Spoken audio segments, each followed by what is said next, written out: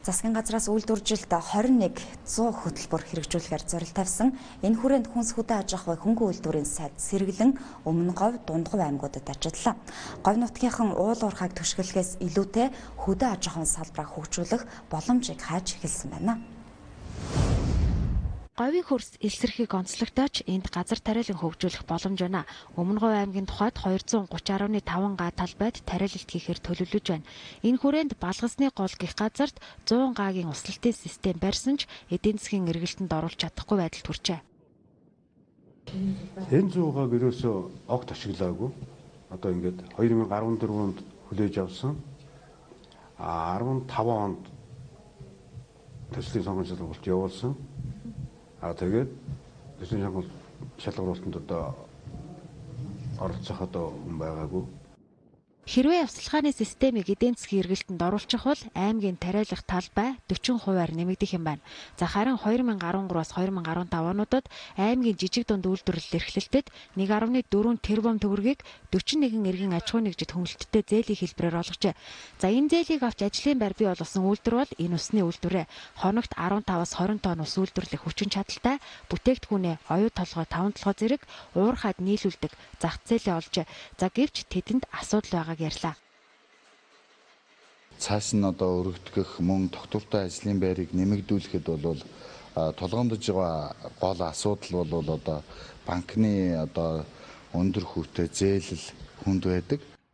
Энэ онд Өмнө Говь аймгийн хөдөө аж ахуйн салбарт 1.9 тэрбум төгрөгийн санхүүжилт хийгдэх юм байна. За аймгийн зүгээс сайдад балгасны 100 гагийн услалтын системийг ашиглах, нядалгааны шугамтай махны үйлдвэр байгуулах, тэмээний нос боловсруулах үйлдвэр байгуулах саналыг тавьж байлаа.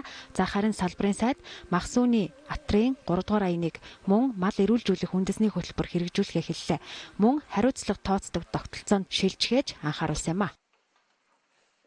Тэгэхээр хүнс хөдөө аж ахуйн яам Монгол улсын засгийн газрын барьж байгаа бодлого бол ер нь сүүлийн хэдэн жилийн замбраагүй, зах замбраагүй ийм төлөвлөлтгүй яваад ирсэн юм бол зогсоё.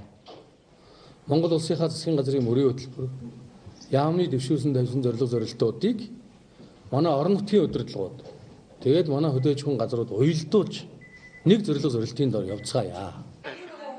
Харин аймгийн хүнсний салбарын тухайд махны 100%, за сүүний 70%, төмөсний 45.9%-ийг, хүнсний ногооны 35%-аар орон нутгийн хэрэглэгчдийг үйлдвэрлэлээр хангаж байна. За тиймээс аймгийн хэмжээнд хүнсний салбарт үйлдвэр байгуулах шаардлага тулгарсан байна.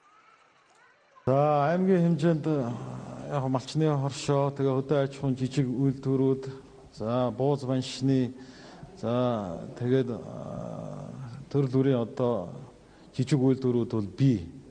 Зүгээр 41 одоо жижиг хоршоо нөхрөл байдлаар үйлдвэрлэл явуулдаг. Тэгэхдээ дорвтой их хэмжээний зах зээлийнхаа эрэлт нийлүүлэлт шаардлага хангасан одоо ийм үйлдвэр хараахан бас байхгүй байна. Өмнө Говь аймагт мал аж ахуйн салбарт говь 3 сайхан ямааны үржлийн асуудал орхигдсон. За цөмс өрг хүнд нөхцөлд байгаа гэсэн санал гарч байлаа. Тэмээний ноосыг боловсруулахаас гадна Монгол ямааны ноолуурыг 2 дахин нэмэгдүүлэх шаардлагатай гэж орон нутаг дахь мэргэжилтнүүд хэлсэн юм а. За харин хариуд нь салбарын сайд төрийн мөнгийг өргөө зардалд ашигласан олон төсөл байгааг шүүмжилж цаашид анхаарахыг даатгалаа.